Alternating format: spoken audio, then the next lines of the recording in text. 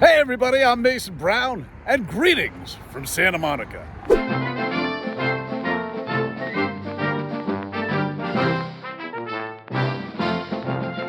You know, nothing says Santa Monica like Santa Monica! And there she is.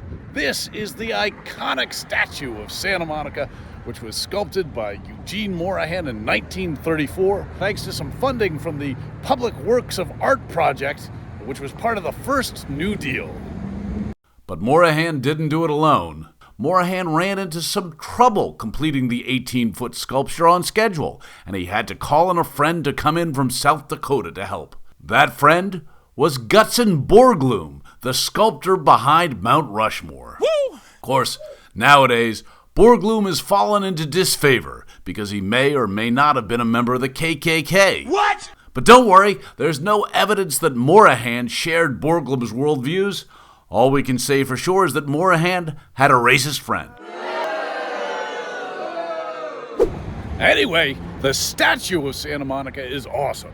It's concrete, 18 feet tall, and it's Art Deco. You know, this is about the time that Christ the Redeemer in Brazil was made. Statues in Griffith Park Observatory were made in concrete in this Art Deco style. It's really remarkable. And of course, it's lovely. And it couldn't have a better location right here at the corner of Wilshire and Ocean, where Wilshire hits the sea pretty much on Ocean Avenue. Well, almost the sea. There's some bluffs. But look at that, overlooking the Pacific Ocean. It is a beautiful spot and well worth coming on down to take a look at. But of course, that leads us to a question. Who was Santa Monica? Santa Monica was a North African saint born in 332 AD in Thagaste, in what is now Souk Ahras, Algeria.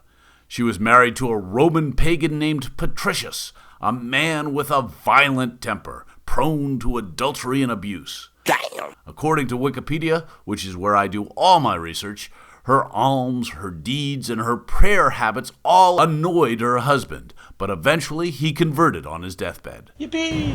More importantly for our story, Santa Monica was the mother of St. Augustine, Shaboy! one of the most important figures in the early Roman Catholic Church. But St. Augustine was no saint as a child. He lived a rowdy life as a youngster, and at first he wasn't even a Christian. He was a Manichaean, an ancient heretical sect. All this carousing and heresy caused Santa Monica to weep tears every night for her wayward son. Why? But her prayers and her tears helped bring him back to the Catholic Church. So, good job, Mom. But why is Santa Monica the city named after Santa Monica, the saint? It all has to do with Santa Monica's tears. In 1769, the Franciscan missionary Juan Crespi was part of Gaspar de Portela's first expedition up the California coast. As the Spanish explorers made their way through Los Angeles, they walked along what we would now call Wilshire Boulevard. And on August 3rd, on a hot, dry day, they came to the Tongvan village of Kuruvugna, which means place where we are in the sun. The main attraction of the Kuruvugna village probably had to be the Kuruvugna Springs, which provided water for all of Santa Monica throughout the 1800s.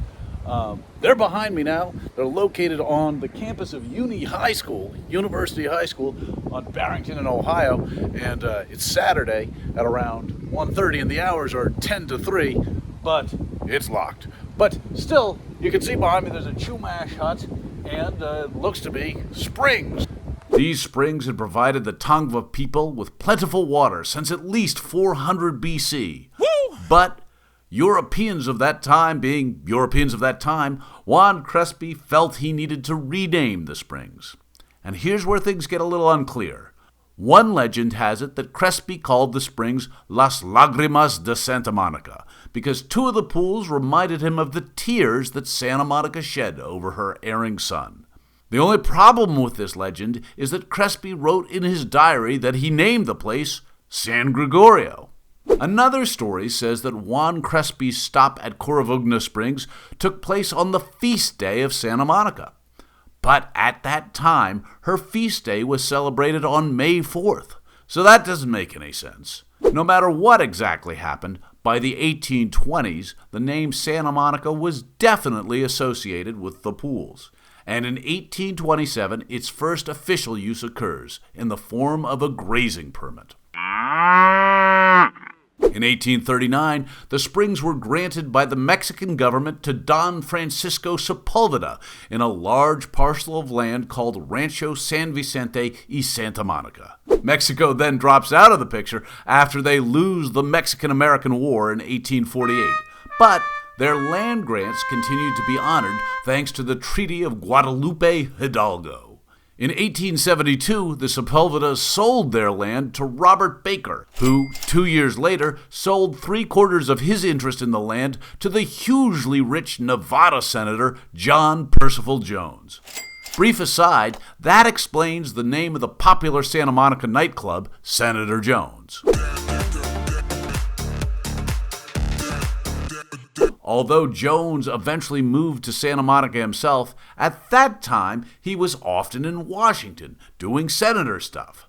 So, Robert Baker's wife, Doña Arcadia Bandini de Stearns Baker, was instrumental in laying out the plat map for the land. And some think that it was Doña Arcadia herself, who decided that the new city should be called Santa Monica. By 1886, it was official. Santa Monica became an incorporated city. Yippee! As for the Coravagna Springs, they've gone through a bunch of name changes. San Gregorio, El Berendo, Wounded Deer Springs, San Rogério, Las Lágrimas de Santa Monica, San Vicente Springs, Junipero Serra Springs, and today, the Tongva Sacred Springs. If you'd like to visit the springs, they're open to the public theoretically, and I have to emphasize that, on Saturdays from either 11 to 5 or 10 to 3, or not at all. But they look lovely. There's a Chumash hut. It looks nice if you could get inside. And, you know, no matter what, these are really a part of how Santa Monica got its name. Although, oddly enough, these are located in West LA. What? Thus are the vagaries of the map. I cannot tell you. But anyhow, it's pretty interesting. The Coravagna Springs or Las Lágrimas de Santa Monica. So that's the story of Santa Monica. The saint, the city, and of course, the famous statue. Hope you enjoyed it. I'm Mason Brown. The weather's beautiful, and I wish you were here.